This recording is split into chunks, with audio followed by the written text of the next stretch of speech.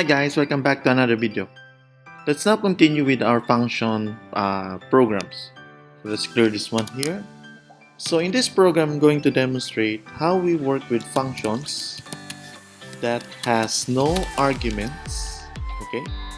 Arguments and no return values, okay? The program that we're going to create here, okay, the program that we're going to create computes for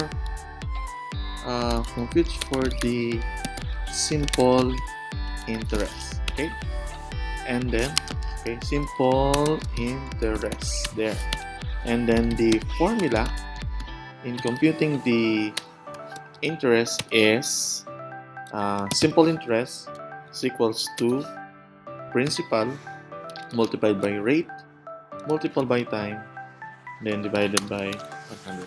Okay, so this is what we're going to work. So let's start our code now. First thing is that we need to prototype, okay, initialize, or we call that as prototype our function. Okay, prototype the function. Since we have here a function that has no arguments and no return value, you have to use here void, okay, and then followed by the name of the function, which is, let's say we call this as simple interest, open and close parentheses, then semicolon. So this is our initialization. So if you see something like this that starts with void and does not have anything within the open and close parentheses, this is an example of a function. Let me just copy this one here.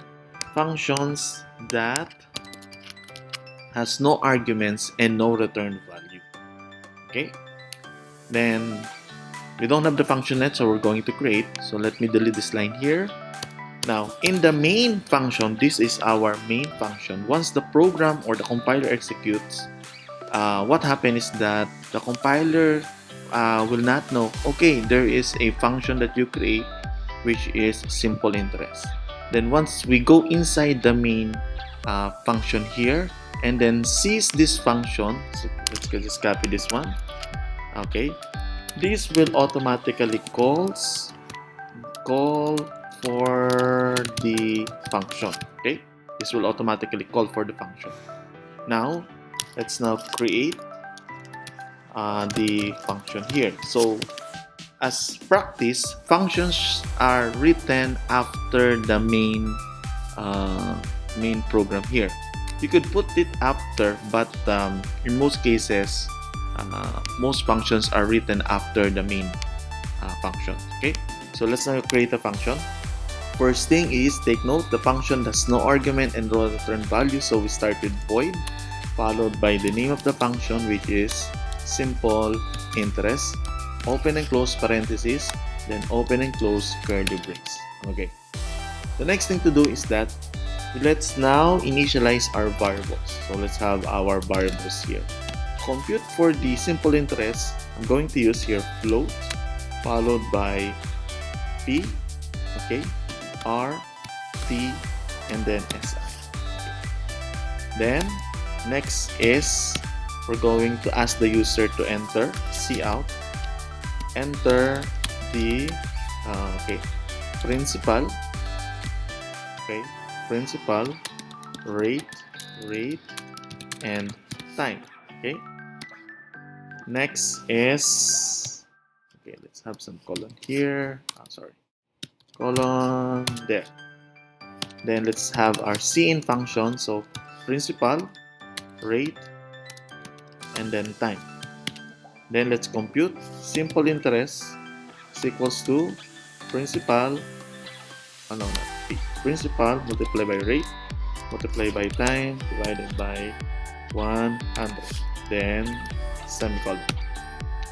Then after that, let's display the output by having here cout, the interest is, okay, and then here we call for the variable which is si, then semicolon. So here's our function. Take note. So this is our prototyping. You need to have this one so that the compiler will know that you have created your own function. Take note that, again, I forgot to mention, once we create our own function, we call this as a user-defined function. Okay? Meaning that there are no existing function within the C++ compiler named simple interest. You have created your own function. Okay?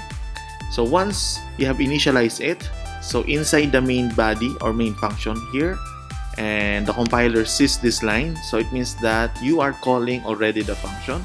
It will jump to this section. So this section here is the, let's say, these are the functions that will be executed, such as we have initialized our variables, we prompt the user to enter the principal rate and time, we input the value, we compute, and then once you compute, then the value will be displayed here. Okay, then after you have execute this, it will terminate the program execution. Okay, so let's run our code now. Okay, so here's our output. So we are now being prompted to enter for the principal rate and time. Let's say the principal is 1,000 pesos, the rate is 4, and then 3, enter. So here is the interest of the given values here. Okay, so this is how you implement a function that has no argument and no return value. Okay, so that's all for this video. Thank you for watching. Bye.